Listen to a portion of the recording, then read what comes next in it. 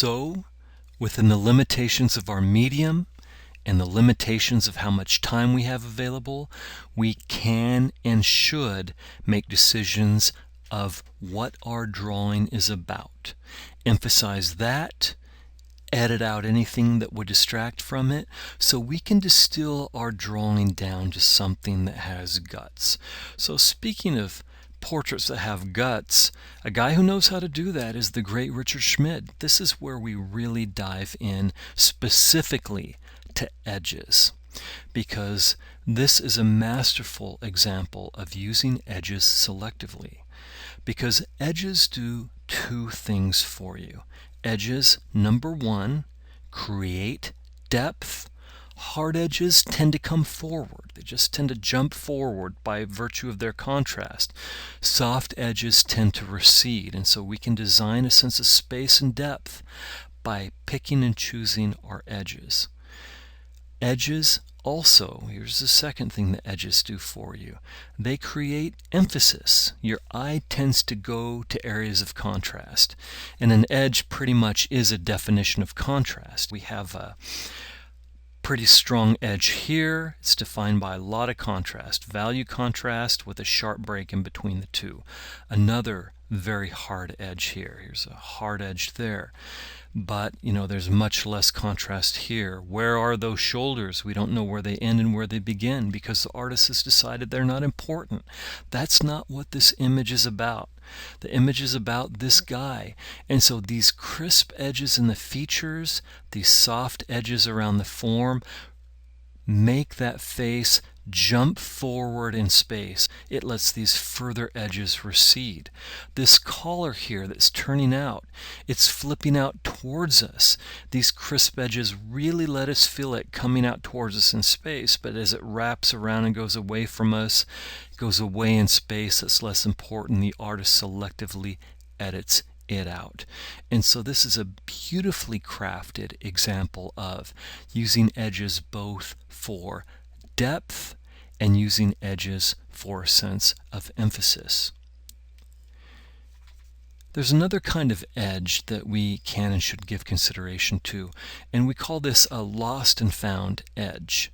This just means that for artistic purposes, for clarity, simplicity, for drama, for theatrics, you can completely leave out edges. You can completely lose them. In this beautiful study by John Singer Sargent, he's made the choice. This is about a guy with dramatic light on him, with dark hair, a dark background, and so for those dramatic purposes, we're just going to lose that edge. And the artist chooses what is found to give a sense of mystery. Back to Richard Schmid. What's important here psychologically to us? Well, number one, psychologically, obviously, is that face. What's number two? Well, it's the hands. And the artist, knowing this, understanding it, is playing to our strengths, playing to our psyche. And so, what is emphasized by virtue of contrast and edges? Our eyes drawn straight to the face, number one. But then, the artist, through value and through edges, edits, loses these edges, just barely suggests, but look how soft that is. It's suggested, but it's so soft, so that it's one about that face, and number two about the hands, and just not about much else other than a fun, a spicy visual activity in the technique and the play of the brushwork. So this is masterful, selective use of edges.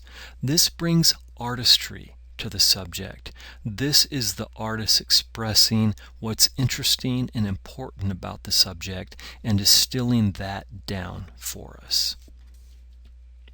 So I want to again thank Richard Schmid for giving me permission to using these images for you so we can learn from someone who knows how to do this, and I think you'll enjoy the work that you'll find at his website. I'd like to introduce you to another artist.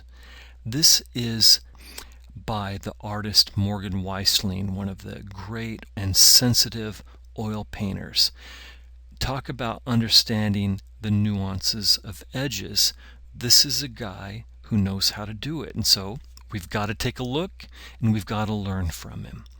So This is a subject different than the Older Man by Richard Schmid that we looked at a moment ago, that employed hard and soft, lost and found edges.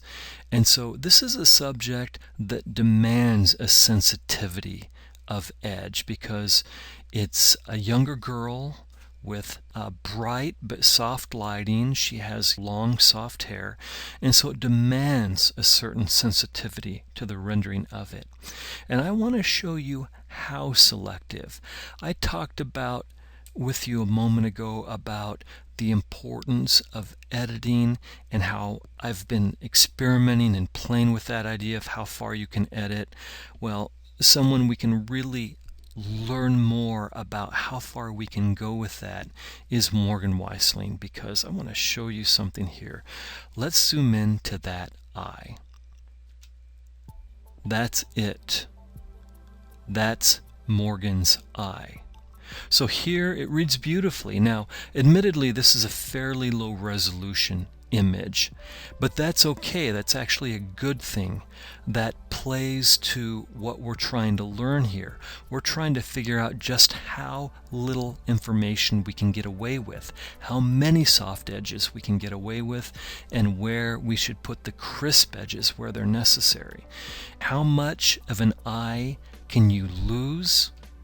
Oh my gosh. I didn't alter the image in any way. I didn't change the resolution. I simply zoomed in on this image. Let's take a look at the nose. The read's clearly here. There's no doubt. Beautifully rendered nose. Here it is.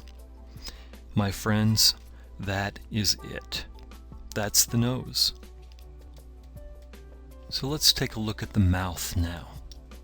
And so it won't be as much of a surprise having looked at the other features, but maybe it will still be a little bit of a surprise to see that that mouth, okay, it is very soft and delicately rendered. And we zoom in on it, I don't know, maybe we're still surprised that this lack of information ends up reading this clearly in this context. So take a look, go to morganweisling.com, where he renders his subjects with this kind of sensitivity and this kind of emphasis on edges. You know, I was speaking with Morgan and his wife just 2 weeks ago, and during our conversation we were talking about drawing, and his wife said it's all about edges. A lot of truth to that. It's about edges in context with the value discussion we've been having so far. But think of it this way. When you're playing a piano, what you've got to do first, let's say you're learning to play a song, to play a tune. Well, it just doesn't work unless you hit the right keys in the right order. If you don't do that, you don't have your song. And that's what we've been doing so far in class, is to learn how to hit those keys in the right order to make music. But that's not good enough. It's very mechanical. How hard or soft you hit those keys on that keyboard gives an emotionality, gives an emphasis, gives an artistry to that music. It takes it beyond the mechanical. And that is analogous with what edges do for your drawings, what they can do and will do for your drawings as you learn to do this. So let's bring that back into the world of charcoal now.